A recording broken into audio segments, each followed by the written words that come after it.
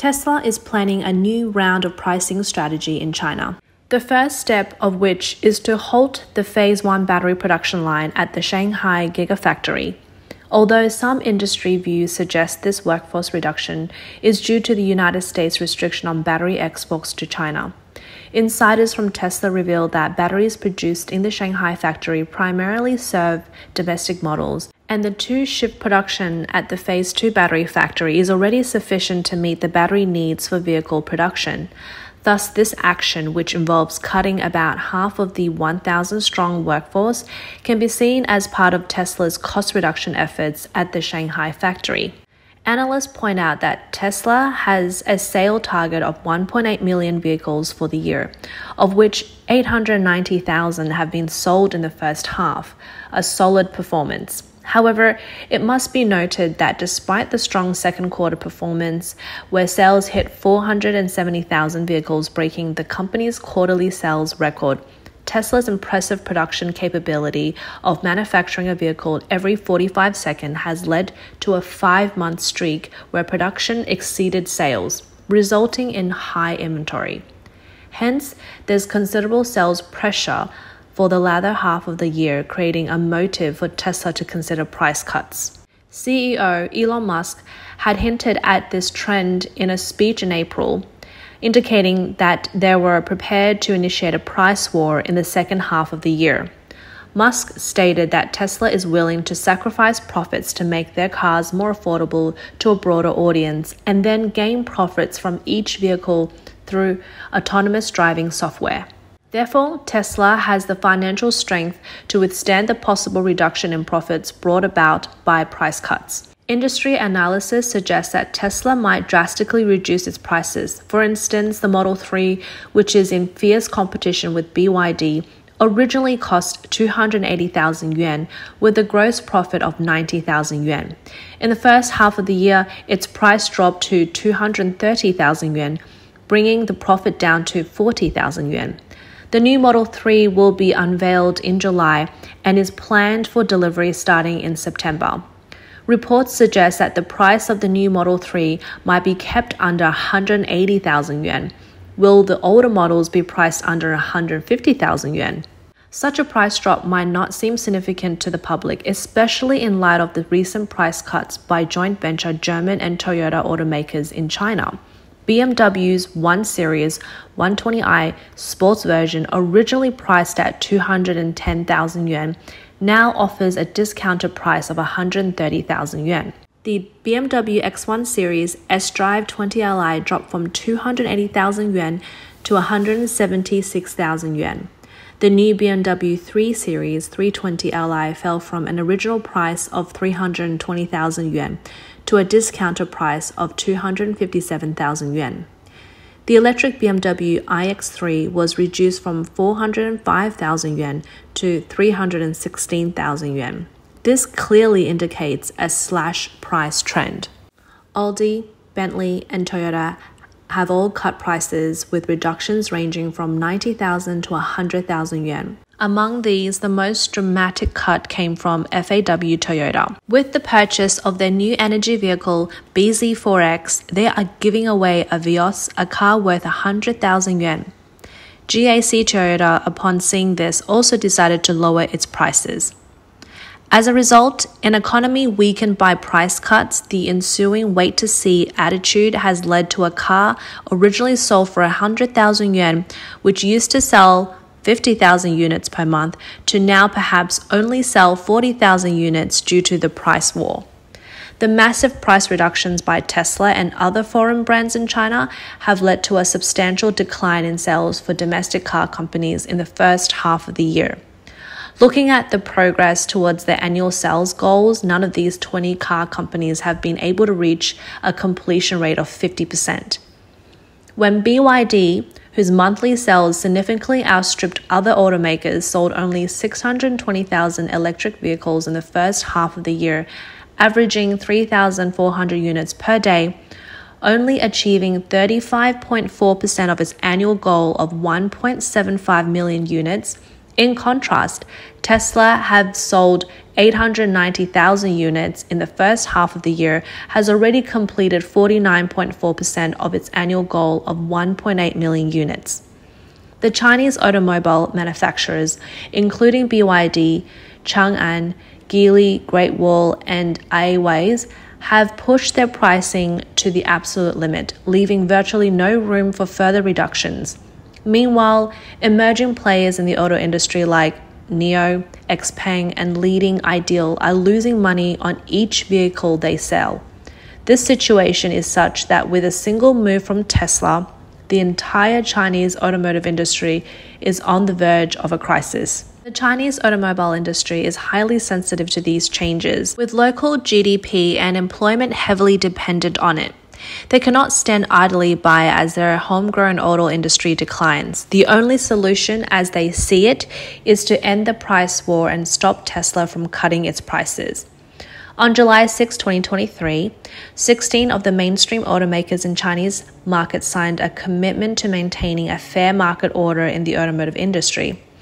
At the China Automotive Forum, the most eye-catching part of their commitment was to maintain a fair competition order and not to disrupt it with abnormal prices. In other words, they pledged not to cut prices. However, just 2 days later, this commitment was withdrawn under public pressure. The incident aroused a lot of suspicion and doubt. Many netizens pointed out that these 16 car companies were violating the anti-monopoly law for their own interest, posing a serious threat to consumer rights, especially when all industries are cutting prices, including wages for white-collar workers and materials for car manufacturing like plastic, glass, steel, and lithium batteries. Why can't car prices be reduced? This not only sparked consumer anger, but also led people to blacklist these car companies. Chinese auto companies began to lose their original supporters.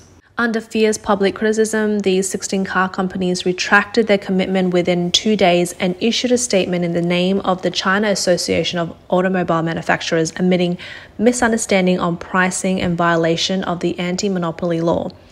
The impression this gives is that they have seemed to have just realized they violated the law, while in fact they knowingly broke it. However, the public's reaction exceeded their expectations, leading to the collective downfall of their plan. Yet, even with their admission of fault, they can't undo the damage they've done. Buying a car is a major expense for the average citizen, and these companies' joint price hiking is seen as exploiting consumers and leaves many deeply disappointed. Consumers feel that car prices are rising instead of falling, suspecting that the relevant departments are more concerned about corporate interest, overlooking consumer benefits. This situation raises a question: are capital and government now closely tied together?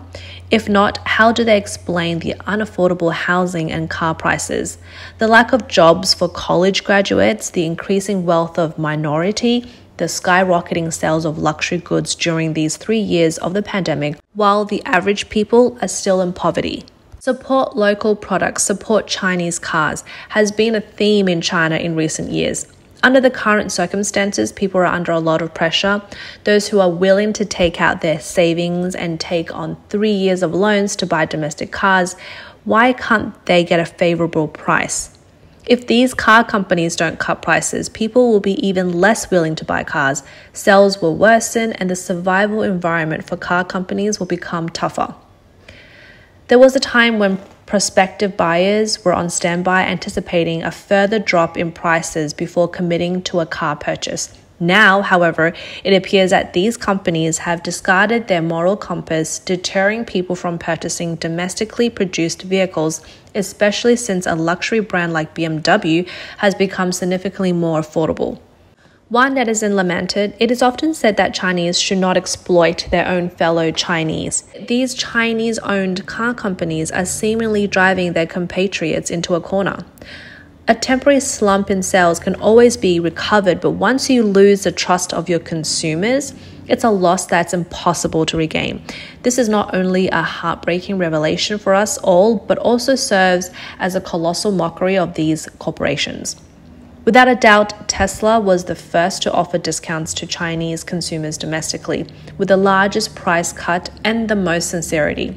However, this recently signed agreement seems like 16 companies are pressuring Tesla not to cut prices and not to provide discounts for Chinese consumers anymore. This peculiar phenomenon has sparked a lot of commentary. The most common comments were sarcastic. The netizen says Tesla raises wages for workers, but Chinese car companies disagree.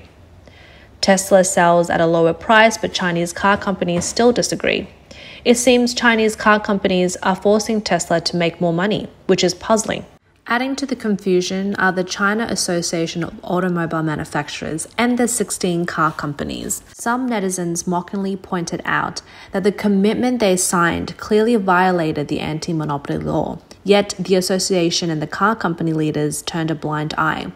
As an industry association, should there be someone in the China Association of Automobile Manufacturers responsible for overseeing the content of the commitment? Shouldn't they have their legal department review this commitment to ensure its legality? Moreover, for such blatant monopolistic behavior, ordinary people could see the flaws. Yet the leaders of these 16 car companies signed without hesitation. How will they lead the industry towards healthy, orderly development in the future? This has become a question worth pondering. Some netizens even sarcastically remarked that it's fortunate China Association of Automobile Manufacturers is held accountable under the watchful eye of the public. Otherwise, these car companies might have colluded to manipulate prices, and even more so under the direction of the association. The outcome might have been truly uncontrollable. Furthermore, the Chinese public is raising question. Tesla has managed to localize 95% of their material and component procurement. If the supply chains are practically identical, why is it that Tesla can maintain a 30% profit margin while Chinese automakers suffer losses? We are all aware of Tesla's technological edge, but can they really account for the entire discrepancy? Take BYD's Dolphin as an example, which is pitted against Tesla's Model 3. The Model 3 generates a profit of $90,000, while the Dolphin barely scrapes together a mere $10,000. Despite the Dolphin featuring a range of luxury amenities such as genuine leather seats, a steering wheel, ventilated seats, panoramic video imaging, and more. Features that the Model 3 lacks. The vehicle is priced at only 200,000 yuan. Regardless of how large the sales volume, the profit remains marginal. Faced with a scenario, one can't help but wonder, how are BYD's decision makers weighing their options when formulating strategies? Looking forward to the imminent price wars slated for the latter half of this year, industry experts predict that this price war could last up to 20 months, possibly extending to the end of next year or into 2025. By then, the market landscape may have changed drastically, with the top 10 automakers in China possibly accounting for 90% of the market share. This could drive most marginal automakers to the brink of extinction in the fiercely competitive market, forcing them to bow out.